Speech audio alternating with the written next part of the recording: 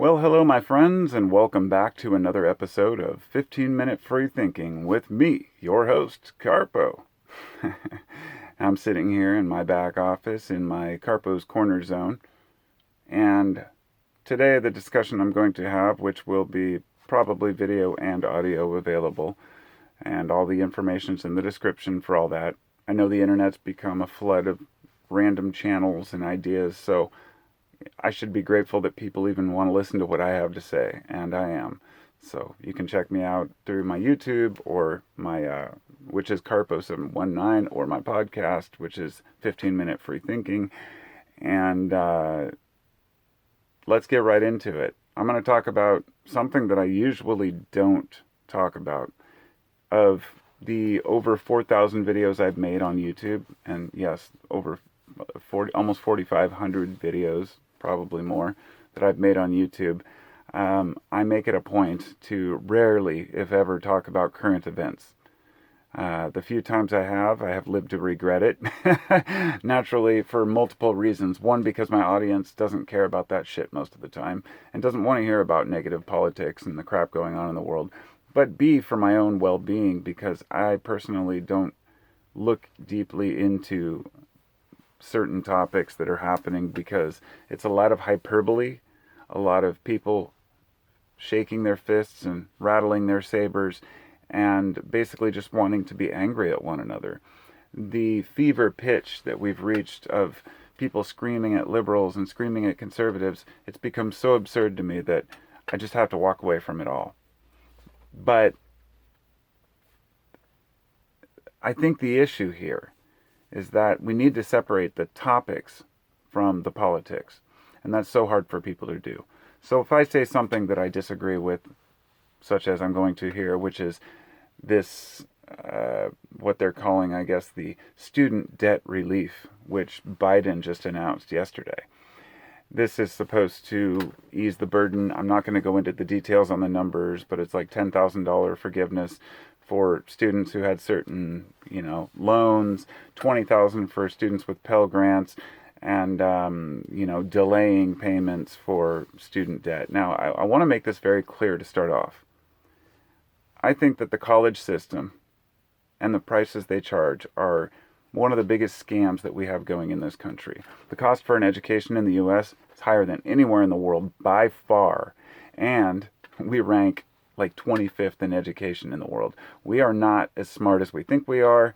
The colleges have failed the kids, and these days they've actually become a cesspool of politics and, just bickering between the left and the right, in the sense that most colleges consider themselves liberal, and therefore a lot of young people, of course, are liberal naturally. I was too, and I still am a liberal person.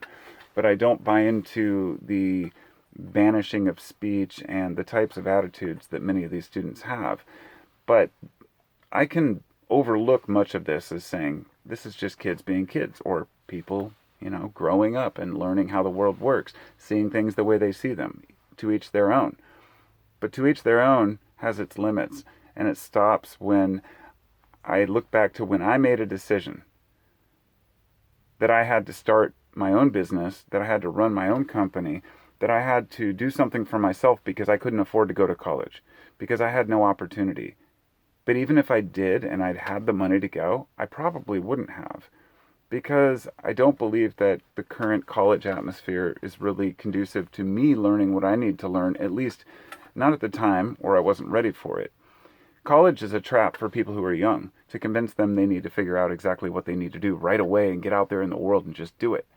There is a learning period, and if you miss that window, it's harder to learn things, as they say, the older you get.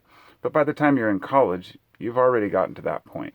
You can take a few years off and come back to it with more respect and more understanding of what you want, and by that point, you might be intelligent enough to realize that a community college is just as good, if it's the education that you're actually after.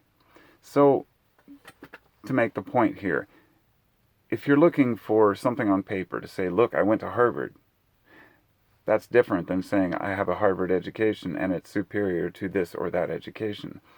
But the biggest issue we have here is what's important to learn varies among different cultures, different people, what you're going to do with your life, what you choose to do.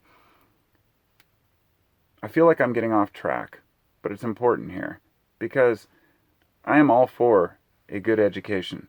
I believe that people should have the right to learn things and have a trade or some sort of a specialty, and that we do need to make room in our society, especially in the US. If we really stand for the values we claim to stand for, then we should find a way as a community to make it affordable and available to anyone who wants it, because that will improve our country. But a lot of people are using this bailout as an excuse to say, well, we're investing in the future. We're investing in our kids. No, we're not.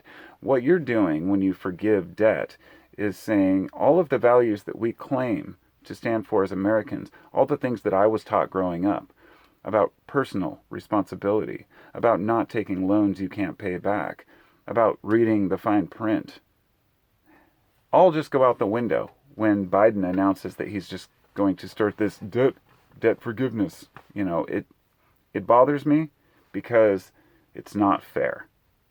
And the minute I say it's not fair, some people will say, oh, boo-hoo, it's not fair. Well, we need to make progress and make change. I understand where you're coming from. I've heard the arguments from both sides. I was reluctant to even talk about this, but it's unfair to those who have played by the rules and worked hard to start their own businesses instead of going to college, in the sense of what you're basically saying is that these companies, and yes, colleges are companies, can continue to raise prices and tuition because they know the government will help bail out people. This is a huge problem when you look at it in the big picture. Instead of dealing with this problem at the source of the cost of tuition, we're dealing with it by saying, here, we'll just give you free money. And I pay for that. You pay for that. Every time you pay taxes on your income or at the store, wherever it might be, a little bit of that's contributing to bailing out somebody who went to college and maybe isn't making as much as they thought they would. And I kind of look at education as a gamble, not a guarantee. If you're not where you want to be, that shouldn't mean you instantly get bailouts. And maybe I have this retrospective about what happened during the pandemic, that even I know a lot of people were, we all took the checks. But a lot of people said, this is bullshit. This is going to cause inflation. This is going to flood the market. But you can't turn it down. I mean, you could, but the fact is a lot of us need the money. And when you're shutting down businesses and not allowing people to go to work, and that's for a future video, they take what they can get. But I saw this guy confront, I think it was, Elizabeth Warren, and he's like, I just finished paying off my son's debt, for his college. We worked so hard and did everything right. And I didn't go to college because I started my own business. And he's like, where's the fairness for those of us who did the right thing and actually paid off our debts? So in other words, a lot of people would say, well, fine, maybe you should give checks to those who have already paid off their debts recently as well in college. No, this isn't the answer either. The answer is not to give people money or give them breaks on what they've invested in. I think the solution is simple. We need to remove the clause that doesn't allow people to file bankruptcy. This is the one thing I think a lot of people just overlook. You cannot file bankruptcy when you have bills for your student debt. You can't file bankruptcy on that. You can file bankruptcy if you go out and you get a bunch of credit cards and buy a bunch of cars and furniture and a house you can't afford. You just file bankruptcy, right? I've seen people do it several times. It's an abused system, yes, and it's not the final answer to the problem, but it is one answer that it would at least put people who invest in college on equal footing of those who invest in a company that fails. I've started 2 different businesses. Maybe they didn't make it as far as I wanted it to. Maybe I didn't push myself hard enough, but I do believe that as an American citizen, I have a lot of opportunities to start and build my own business if I want to work hard. And most people realize this. And I feel like there's a portion of the younger generation who's just given up on that. And it's not just the young generation, but there's a lot of that going on in the colleges. This sense of entitlement. Why should I have to pay off a debt that I literally signed my name to pay off? Think about it for a minute. And I'm not, we have to separate the issue itself from the what ifs or the speculations or the idealism of a situation where we all get free education. The fact is we don't, and we know we don't. So what do we do about the situation? But here's where it bothers me. The fact that even if you wanted to make it fair, you would send checks to small businesses or help the plumber pay for his van, right? The electrician or the carpenter. Investing in small businesses is what makes this nation run. But instead we're investing in paying off debts for people who have jobs that they might not ever use. It shows something about the education system. If kids can't pay off the debts they're taking, that should tell you something about the legitimacy of the price they're paying for their education. I don't know how much clearer it can be. But colleges will not change. They'll just get more expensive because of that. So the whole bureaucracy and the tax dollars thing, it becomes so absurd it's hard to even really fathom. But the bigger picture here, and the one that's most frustrating,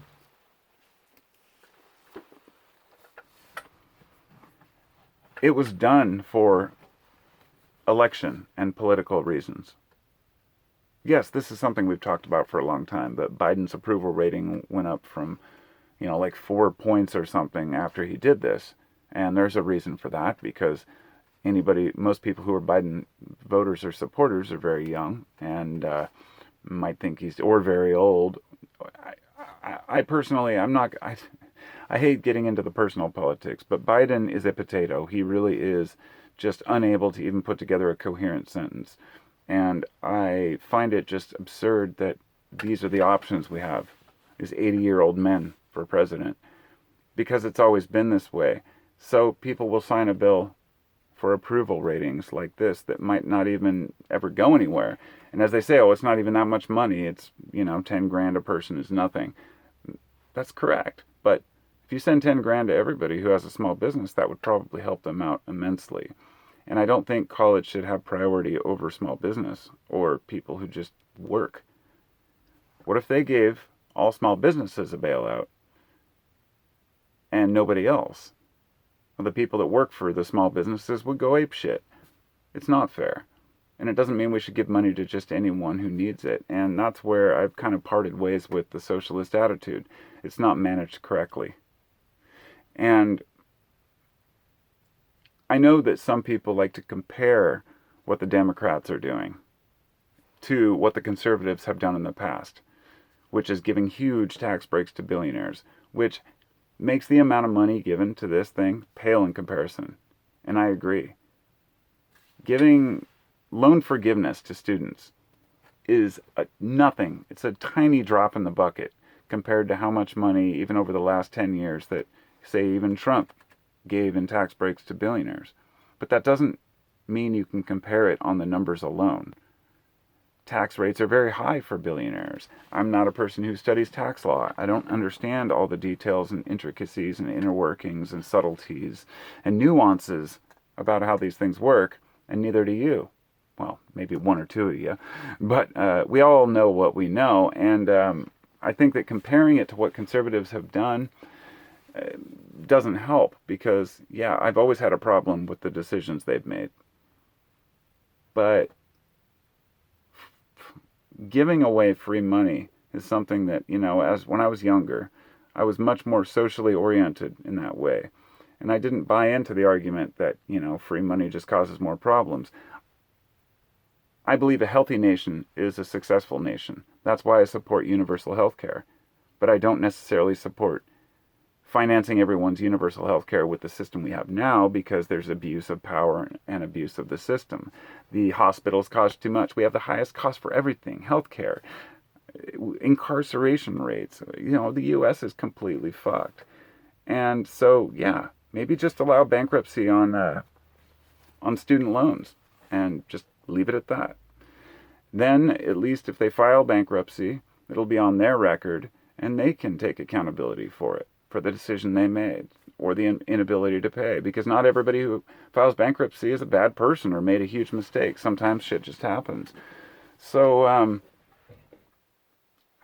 yeah, I think that's about all I got. Whoops.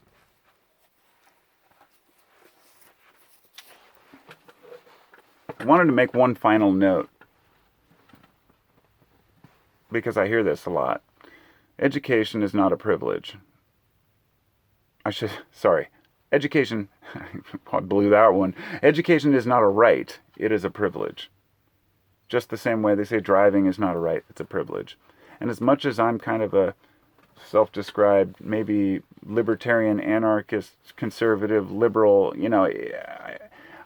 I'm a person who believes in freedom of the self.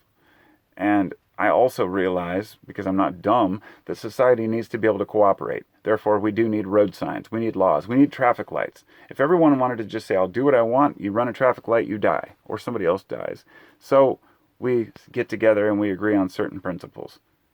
This can be done locally on smaller communities better than when the federal government steps in. But ultimately, it's controlled by a federal, bureaucracy. And that bureaucracy wants to make itself relevant and continue to be relevant. And because of this, a lot of us have realized over the last couple of years how much the pandemic relief funds were abused by corporations, even though they were supposed to help smaller people. And a lot of more people are turning on globalization because the pandemic exposed the futility of us trying to keep our shelves stocked if everything we get is imported. So what did we do? Instead of starting to build things back at home again, we doubled down and just started buying from more different nations. So, and at the same time, everybody pandering to the Chinese or Russia because, companies like Google, YouTube, they want to be used worldwide, so they're willing to actually censor themselves to work in these other places. It's a weird time to be alive, and the priorities are completely ass backwards if what we're focused on is colleges. So I guess I just wanted to get that off my chest. I think that's all I got. I thought I had some more notes over here. But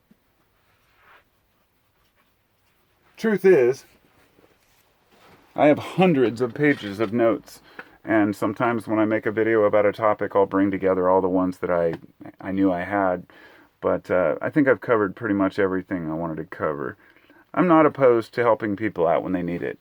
But I don't think that people who went to college need it as much as those who maybe are stagnating in their businesses, or people who have a different disability that they can't continue doing what they're doing. Lots of people need help. It's a harsh world. It's a cruel world. But I think the communities come together to help those who really need it.